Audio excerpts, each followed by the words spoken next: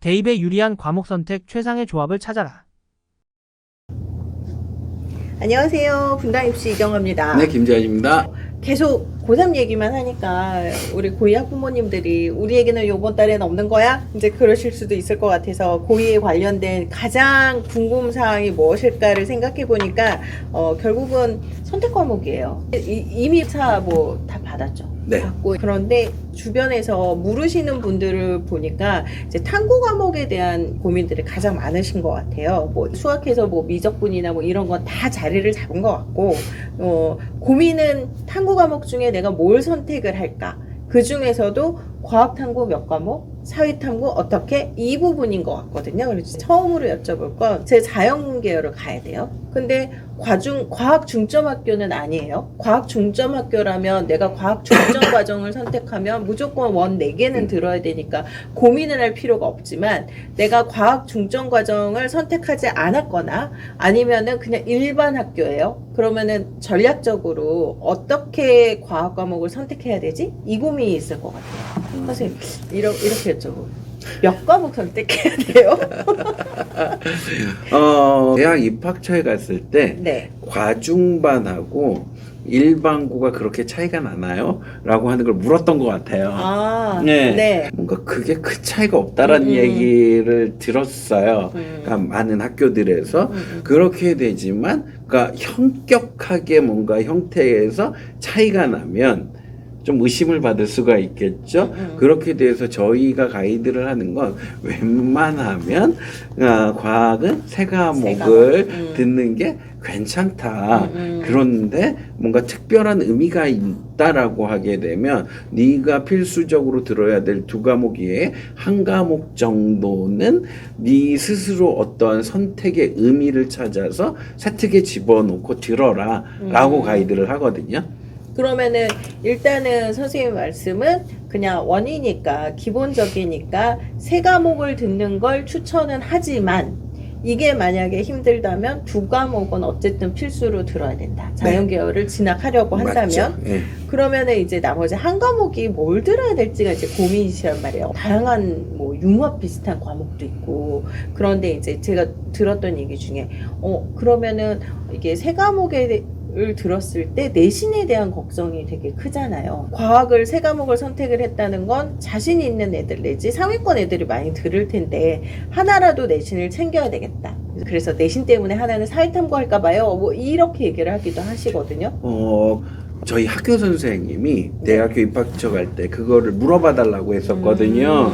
저희 교육과정 부장님께서 네네. 그 2+1으로 들었을 때 그 입학처에서는 그냥 내신 따기 좋게끔 이렇게 구성한 거 아닌가? 라는 생각을 할 수도 있지 않겠느냐. 네, 맞아요. 그러니까 이거를 네. 좀 직접적으로 확인해 달라 라고 했을 때 들은 게 그렇게 보일 수도 있지만 그 선택 과목에 의미가 있다라고 하면 그렇게까지 영향은 없다라고 얘기를 들었어요. 그러면은 무작정 대놓고 나 내신 때문에 이거 받았어 라는 인상을 주는 건 안 좋지만 예를 들면 네. 과탐을 2개를 듣고 뭐 물리, 생명을 듣고 윤리 과목을 들었어요. 이거는 괜찮죠. 이 조합은 되게 괜찮잖아요. 그런데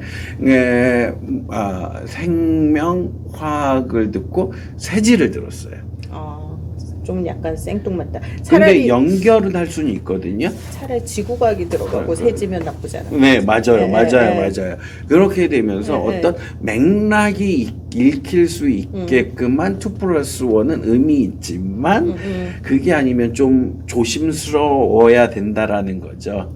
그래서 아까도 얘기했듯이 과학 2과목을 하고 어떤 필요에 의해서 사탐을 선택하는 게 논리적으로 설명이 된다라고 하면 큰 게 문제가 될 게 없다라는 거죠. 그 보통 한 3과목, 4과목을 선택을 하게 되는 거죠. 그러면은 자기가 어떤 계열을 갈지 먼저 결정을 하고 그 다음에 내가 정말 이게 내신 성적을 어느 정도 받을 수 있을지도 고민을 해야 될 것 같아요. 그렇죠. 그렇게 되는데 때 보통 어떤 식으로 고민을 하는 게 좋은가요? 이과 학생들이 사탐을 선택할 때 주의해야 될 것들이 있어요. 뭐 예를 들면 지리교 과목 지리교 과목은 이과 애들도 들어가서 하면 좀 점수를 얻을 수는 있어요. 주구과학과 비슷한 맥락도 있기는 한 건 분명하기 때문에 그렇지만 아무것도 안 하면서 점수 따기는 힘들어요. 그렇죠. 사회과목도 공부해야죠. 그렇죠. 그리고 사회 문화나 아니면 정치 와 법 이런 것 같은 일반 사회 교과목 같은 경우는 수치 계산 능력이 상위권 등급을 받는데 조금 도움을 주는데 근데 개념을 모르면 계산을 못할 수도 있어요. 근데 이런 것들은 그래도 이과 애들이라고 이 영역의 것들은 조금만 노력을 하더라도 괜찮게 점수를 받을 수 있는 과목인데 이과 성향이 가장 강한 애들이 힘들어하는 과목은 윤리와 있어요. 사상. 네.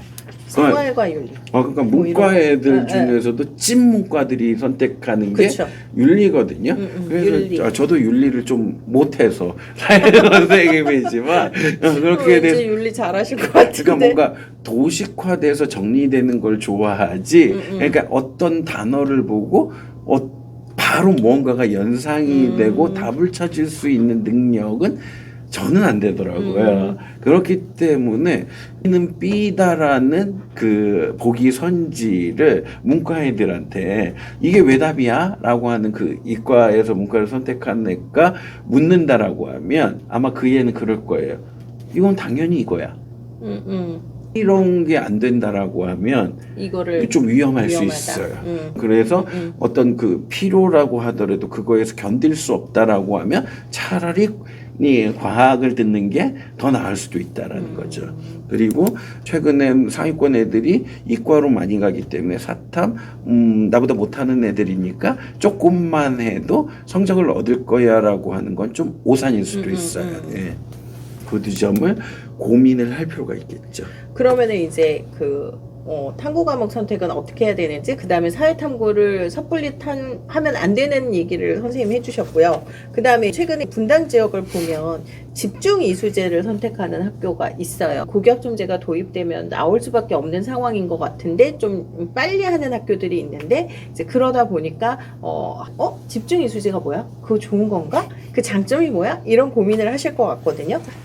일단 집중이수제부터 네. 설명을 하게 되면 집중이수제라고 하는 건 원래 1학기, 2학기에 나눠서 배우는 한 과목을 1학기 또는 2학기에서 집중적으로 이수하는 거죠. 그러니까 일주일에 3시간 또는 4시간으로 한 과목을 1년치를 다 끝내버리는 걸 집중이수제라고 하죠. 집중이수제가 2028 교육과정과 연계될 수밖에 없는 건 2028 교육과정이라고 하는 게 학생이 원한다라고 하면 원하는 모든 과목을 개설해 줄 수 있다. 그렇기 때문에 다양한 과목을 선택해서 들을 수 있는 환경을 구성을 해줘야 되잖아요. 그렇게 되면 평균적으로 한 학기에 개설될 수 있는 총 시수가 34시간이거든요. 그 중에서 뭐 창체를 빼게 되면 평균적으로 26시간 정도가 되는 거예요. 그렇게 되면 26시간을 3으로 나누면 8에서 9과목 정도가 되잖아요. 그러면 한 학년에 8, 9과목만 배울 수 있던 걸 곱하기 1을 할 수 있는 거잖아요. 그렇게 돼서 16과목에서 18과목까지 한 해에 이수할 수 있는 거기 때문에 많아져. 과목 수가 많이 늘어나는 거니까. 네, 그렇죠. 그렇기 때문에 이런 것들이 학생의 선택을 보장하고 다양한 경험을 할 수 있다라는 데에서는 되게 긍정적일 수 있죠. 또 하나의 이거는 제가 선택한 편법의 팁인데요. 보통 편법의 편법에서 팁은 눈이 확 보통 커지는데요? 탐구 같은 경우가 이런 경우들이 꽤 많잖아요. 보통 그 1학기 3단위, 2학기 3단위 하면서 총 6단위로 운영되는 건데 이게 3단위하고 4단위로 운영이 돼야 되잖아요. 그렇죠. 그럼 어떤 문제가 발생할까요? 일단 6시간에 끝내야 될 걸 4시간에 못 끝내요. 그쵸. 못 끝내죠. 끝낼 수 근데 없죠. 대부분 모든 과목들이 끝내요. 1, 2단원은 쉬워요. 뒤쪽으로 갈수록 어려워지는 느낌이거든요. 그렇게 된다라고 하면 대부분 어떤 과목을 선택할 때 이 뒷부분이 어려워서 이 과목 안 할래가 많잖아요. 그러니까 앞부분은 쉬우니. 그러니까 해볼만 하거든요. 근데 뒤쪽에 가면 종합적으로 묻는 문제들이 많아지니까 어려움이 있잖아요. 그러니까 내가 안 될 것 같아서 그러니까 선택을 거부했던 걸 굳이 할 필요가 없는 상황이 발생된다는 거죠. 특히 4단위가 아니라 3단위로 줄었어? 이건 더 땡큐죠. 그렇죠. 단위수가 높지 않으니까 그냥 한번 해볼만 한데. 그렇게 돼서 장점인데, 근데 단점 같은 경우가 있을 수 있는 게, 변칙적으로 운영하는 학교들이 좀 있어요. 1학기하고 2학기를 똑같은 과목을 개설하고 선택 개수만 달리하는 거예요. 그 얘기는 뭐예요? 뭐 수학으로 얘기하면 미적, 기하, 확통을 이 중에서 택 1을 하라고 하는 거예요. 네. 이거 1학기에서 그럼 누구는 미적을 선택하고 그쵸. 누구는 기하를 선택하고 다르겠죠? 확통하겠죠. 네, 네. 근데 또 2학기 때 미적 이렇게 세 가지를 다 하죠. 개설했다는 거잖아요. 머리만 잘 굴리면 1등은 1학기 때 기하를 듣고 그러면은 눈치 싸움 엄청 해야 되겠는데요? 눈치 공부 싸움. 잘하는 애가 안 듣는 과목을 내 성적이 근데 올라갈 수 있죠. 이거를 어떤 특정한 학교에서는 우리 지역은 아니에요. 네. 애들한테 그 좀 유리하게 하려고 인위적으로 조절을 해주는 학교가 있어요. 성적대별로 네, 그래서 이미 얘네들 그거를 등급으로 올리려고 대학 입학처가 알고 알아요. 있어요. 그렇기 때문에 그런 것들이 이미 좀 부정적으로 보이기 시작했다라고 하는 거죠. 그래서 다양한 선택권을 확보한다는 장점은 있지만 자칫 잘못하게 되면 이게 내 잘못이 아니라 그 교육 과정 때문에 조금 손해를 볼 수도 있기 때문에 조심을 할 필요가 있다라는 거죠. 집중 예수제는 사실은 내가 원한다고 할 수 있는 건 아니에요. 분당 지역에서도 정말 소수의 학교만 지금 진행을 하고 있기 때문에 이 부분은 그냥 궁금해하시는 분이 있을 것 같아서 선생님께 제가 장점에 대한 설명을 요청드렸고요. 결국은 선택 과목을 결정할 때 제일 중요한 거는 본인이 어딜 지원할 거나 이게 제일 중요해요. 그렇죠. 2028부터는 그냥 선택 과목이 되게 중요하거든요. 그렇기 때문에 유불리보다는 나한테 조금 더 유리한 과목 선택이 어떤 걸까가 더 메인이 돼야 되는 거예요. 그렇기 때문에 9등급제에서 5등급제로 바뀌는 거잖아요. 그렇죠. 고등학교 재학생들은 바로 입시에 적용되지는 않고 재수나 삼수를 할 때쯤에 영향을 줄 거기 때문에 지금부터 고민할 필요 없을 것 같아요. 그러니까 선생님께 답을 얻은 거는 세 과목을 선택하는 게 좋다.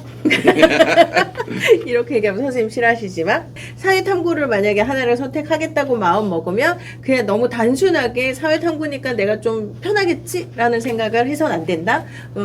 그리고 주의해야 될 점은 다 설명해 주셨습니다. 잘 보시면 될 것 같아요.